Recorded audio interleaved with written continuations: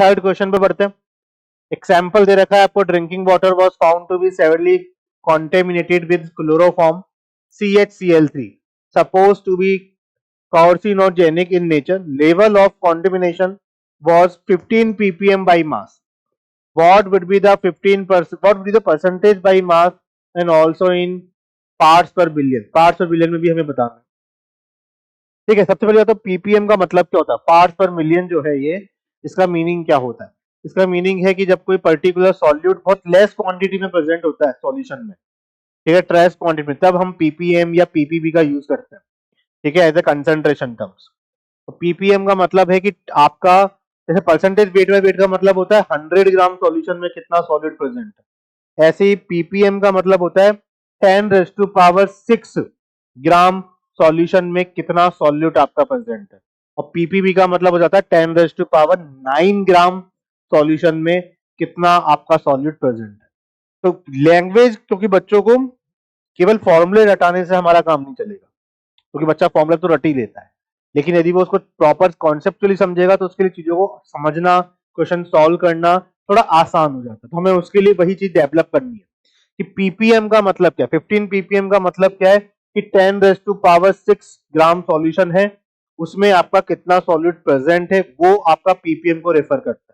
ठीक है, अब बेसिकली आप इसको फॉर्मूले से तो कर ही सकते हैं, क्योंकि पार्ट्स पर मिलियन क्या होता है, वेट ऑफ सॉलिड, जो मैं भी आपको बोला ही है मैंने, divide by weight of solution into 10⁻⁶, ये 15 ppm वेट ऑफ सॉल्यूट। हमें तो परसेंटेज वेट बाय वेट बताना है, तो weight of solute, weight of solution, mass of solution, percentage weight by weight के लिए क्या चाहिए, 100, ये 100 लिख दिया, क्या बचा 10⁻⁴ बचा, इसको इधर लेके आ जाओ, तो ये आपका टर्म क्या कहलाएगी, ये आपकी टर्म क्या कहलाएगी, परसेंटेज वेट बाय वेट ही तो है। तो परसेंटेज वेट बाय वेट कितना आ गया, 15 इंटू 10⁻⁻⁴, ये आ गया तरीका। या आप इसको नॉर्मल तरीके से बता सकते थे, नॉर्मल जो मैंने आपको बताया कि भाई 10⁻⁶ ग्राम सॉल्यूशन में 15 ग्राम आपका क्या प्रेजेंट है, सॉल्यूट प्रेजेंट है, 15 ppm का मतलब यही है, तो 100 ग्राम में क्या प्रेजेंट होगा, तो 15 डिवाइड बाय 10⁻⁶ इंटू 100, देखिए यही आंसर आएगा। तो डिपेंड करता है बच्चा को, आपको क्योंकि कॉन्सेप्चुअल चीजें भी समझानी पड़ेंगी, फॉर्मूला तो वो कर ही लेगा, फॉर्मूला तो उसको भी आता है, फॉर्मूला वो भी निकाल लेगा, फॉर्मूला तो हम लिखाते ही हैं, तो फॉर्मूले में दिक्कत नहीं आती, दिक्कत बच्चों को फंसेगी कि भाई वो अपना कॉन्सेप्चुअली चीजों को कैसे समझता है। ठीक है, इसके अलावा हमसे क्या पूछा जा रहा है, पीपीबी पूछा जा रहा है।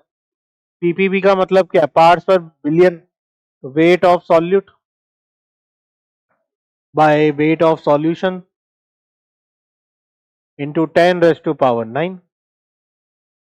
ठीक है, तो यहां से आप देख सकते हो कि weight of solute by weight of, क्योंकि 10⁻⁶ ग्राम में यदि अपन बोले, इसको मैं इस तरीके से लिख देता हूँ, फॉर्मूले से आप कर ही लोगे, इसको यदि मैं इस तरीके से मतलब कॉमन सेंस से कि 10⁻⁶ ग्राम सॉल्यूशन है, इसमें 15 ग्राम क्या प्रेजेंट है, सॉल्यूट, तो पीपीबी का मतलब क्या होगा, कितने ग्राम में, 10⁻⁹ ग्राम सॉल्यूशन में कितना ग्राम सॉलिड प्रेजेंट होगा, तो 15 डिवाइडेड बाय 10⁻⁶ इंटू 10⁻⁹, तो कितना आ गया, 15 इंटू 10⁻⁴। ये आपका बेसिक तरीका, और ये फॉर्मूले में आप रख सकते हो, weight by of solute upon weight of solution into 10⁻⁶ होगा, क्योंकि 15 आपको गिवन है, इंटू 10⁻⁴ कर दोगे, तो यही है आंसर। ठीक है, तो बेसिकली कॉन्सेप्चुअली भी बताओ चीजों बच्चों को, और आप फॉर्मूला तो आप बताओगे बच्चों को। ठीक है, चलिए तो अगले एग्जाम्पल में बढ़ते हैं। करेक्ट कौन सा हो गया, ए ऑप्शन हो गया ये। ठीक है,